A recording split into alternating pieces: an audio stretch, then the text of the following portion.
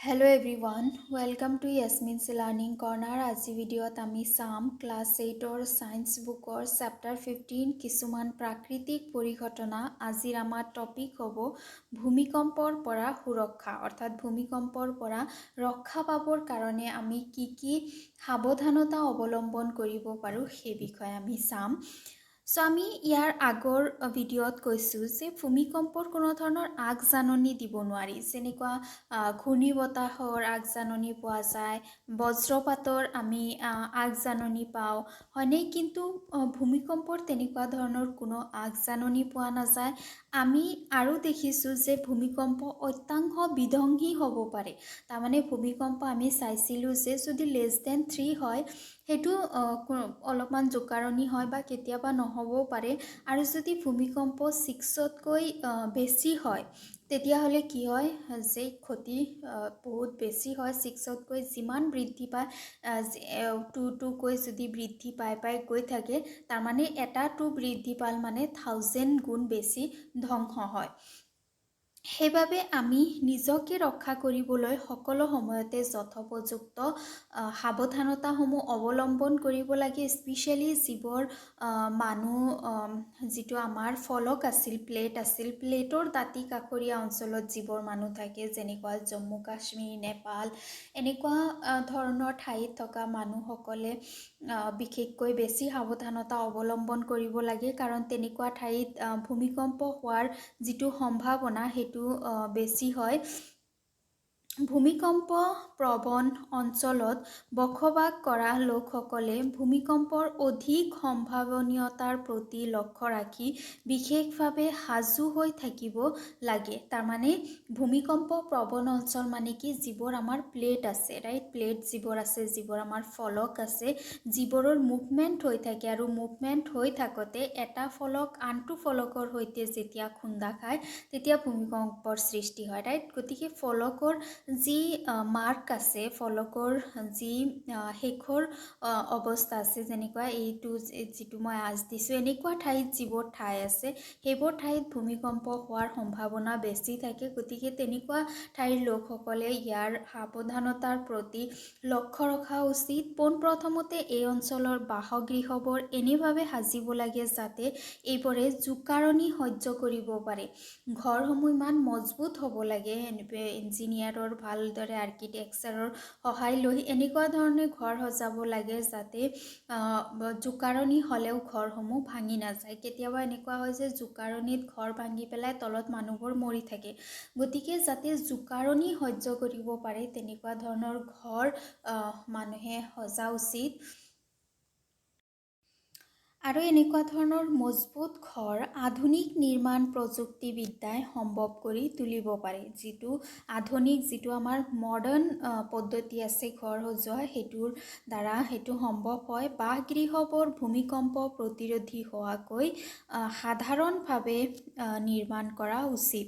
ভূমিকম্প যাতে প্ৰতিৰোধ কৰিব পাৰে তেনেকুৱা ধৰণৰ ঘৰ সজোৱাটো অত্যন্ত প্ৰয়োজনীয়। এতিয়া সাৱধানতা আছে, ঘৰ কেনেকুৱা সজাব লাগে। উপযুক্ত অৰ্হতা থকা স্থপতিবিদ আৰু গাঁথনি অভিযন্ত্ৰাৰ লগত আলোচনা কৰিব লাগে, অৰ্থাৎ যিবোৰ আৰ্কিটেক্সাৰ আছে, যিবোৰ ইঞ্জিনিয়াৰ আছে, ৰাইট, ঘৰ বনোৱা যিবোৰ ইঞ্জিনিয়াৰ আছে তেওঁলোকৰ লগত আলোচনা কৰি পেলাই ঘৰ বনাব লাগে, কম্পন সহ্য কৰিব পৰা। অধিক ভূমিকম্প প্ৰবল অঞ্চলত গধুৰ নিৰ্মাণ সামগ্ৰী ব্যৱহাৰ কৰাতকৈ মাটি বা কাঠ ব্যৱহাৰ কৰা ভাল।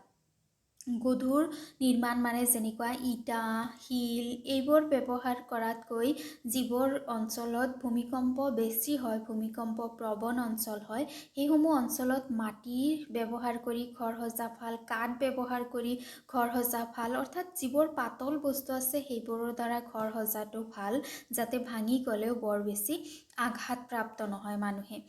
ঘৰৰ মধুজ যথাসম্ভৱ পৰিমাণে পাতল হোৱা বাঞ্ছনীয়, তেনে বাসগৃহ ভাঙি গ'লেও অনিষ্টৰ পৰিমাণ বেছি নহ'ব। তাৰমানে ঘৰৰ যিটো ওপৰৰ অংশ সেইটো পাতল হ'ব লাগে যাতে ভাঙি গ'লে ক্ষতি কম হয়। আলমাৰি কাপবৰ্ডবোৰ বেৰত লগাই সাজিব লাগে যাতে সেইবোৰ সহজে পৰি নাযায়। যিবোৰ আলমাৰি থাকে সাধাৰণতে গধুৰ হয়, যেতিয়া ভূমিকম্প হয় তেতিয়া আলমাৰিসমূহ পৰি যাব পাৰে, গতিকে আলমাৰিবোৰ বেৰৰ লগত বান্ধি ৰাখিব লাগে। ঘড়ী, ফটো, বিদ্যুৎ চালিত গৰম পানীৰ যন্ত্ৰ, ইলেক্ট্ৰিক হিটাৰ আদি বেৰত ওলমাই থওঁতে সাৱধান হ'ব লাগে যাতে ভূমিকম্পৰ দ্বাৰা এইবোৰ সুলকি নাযায়। এইবোৰ যেতিয়া আমি বেৰত ইলেক্ট্ৰিচিটিৰ সৈতে কানেক্ট কৰোঁ তেতিয়া সাৱধানতাৰে কানেক্ট কৰিব লাগে যাতে ভূমিকম্পৰ জোকাৰণিৰ দ্বাৰা এইবোৰ খুলি নপৰে। ভূমিকম্পৰ সময়ত কিছুমান অট্টালিকাত অগ্নিকাণ্ড সংঘটিত হোৱাৰ সম্ভাৱনাও থাকে, জুইও লাগিব পাৰে কিছুমান ঠাইত, গতিকে অট্টালিকাবোৰত বিশেষকৈ ওখবোৰত জুই নমোৱা ব্যৱস্থা থাকিব লাগে। জুই নমোৱা সঁজুলি থকাটো অত্যন্ত প্ৰয়োজনীয়, যেনেকুৱা আমি শ্বপিং মলবোৰত গ'লে দেখিবলৈ পাওঁ। জুই জ্বলোৱা অংশ থাকে, এটা ৰুম থাকে য'ত ব্যৱস্থা থাকে যাতে জুইসমূহ নুমাব পৰা যায়, তেনেকুৱা ধৰণৰ ব্যৱস্থা ওখ অট্টালিকাসমূহত ৰাখিব লাগে।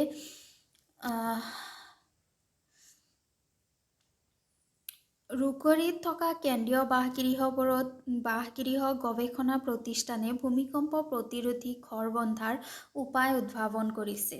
কেন্দ্ৰীয় চেণ্ট্ৰেল কিছুমান গৱেষণা হাউচ, চেণ্ট্ৰেল ৰিচাৰ্চ চেণ্টাৰ কিছুমানে ভূমিকম্প প্ৰতিৰোধ কৰিব পৰা ঘৰ বনোৱাৰ ব্যৱস্থা কৰিছে। ভূমিকম্প হোৱাৰ সময়ত নিজকে ৰক্ষা কৰিবলৈ কি কৰিব পাৰা? এতিয়াতো আমি জানিলোঁ ঘৰ কেনেদৰে আমি ৰক্ষা কৰিব পাৰোঁ, ঘৰ কেনেকুৱা বনোৱা উচিত। এতিয়া হৈছে যে ভূমিকম্প যেতিয়া হয় তেতিয়া আমি নিজকে, কাৰণ যিকোনো ঠাইত ভূমিকম্প হ'ব পাৰে, ভূমিকম্প প্ৰৱণ অঞ্চলত বেছি হয় কিন্তু বেলেগ অঞ্চলসমূহতো ভূমিকম্প হয়, গতিকে তেনে ক্ষেত্ৰত আমি কেনেকুৱা ধৰণৰ সাৱধানতা ল'ব পাৰোঁ? যদি তুমি ঘৰৰ ভিতৰত আছা তেতিয়াহ'লে কেনেকুৱা ধৰণৰ সাৱধানতা ল'বা আমি জানিম, আৰু যদি তুমি ঘৰৰ বাহিৰত আছা তেতিয়া কেনেকুৱা ধৰণৰ সাৱধানতা ল'বা। নাম্বাৰ 1 হৈছে টেবুলৰ তলত আশ্ৰয় ল'বা আৰু জোকাৰণি শেষ নোহোৱালৈকে তাতে থাকিবা।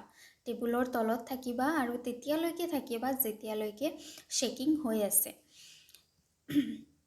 যিবোৰ ওখ আৰু গধুৰ বস্তু গাৰ ওপৰেদি পৰিব পাৰে তেনেবোৰৰ পৰা দূৰত থাকিবা। ডাঙৰ আলমাৰি, তাৰপিছত ডাঙৰ ডাঙৰ ফাৰ্নিচাৰ, সেইবোৰৰ পৰা সদায় দূৰত থাকিবা যাতে এইবোৰ গাত নপৰে।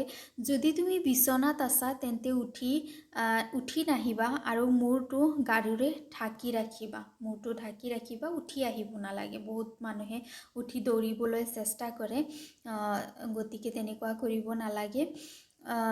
যদি তুমি ঘৰৰ বাহিৰত আছা তেতিয়া কেনেকুৱা ধৰণৰ ব্যৱস্থা ল'বা? ওখ অট্টালিকা, গছ আৰু উচ্চ ক্ষমতাৰ বিদ্যুৎ পৰিবাহী তাৰৰ পৰা আঁতৰত মুকলি ঠাইত যাবা আৰু মাটিত শুই দিবা। যিবোৰ অট্টালিকা আছে সেইসমূহৰ পৰা, গছসমূহৰ পৰা, ইলেক্ট্ৰিচিটি যিবোৰ খুঁটি থাকে সেইসমূহৰ পৰা দূৰত থাকিবা আৰু মুকলি ঠাইত থাকিবা। মুকলি ঠাইত কাণ ধৰি বহি থাকিব পাৰা বা শুই দিব পাৰা।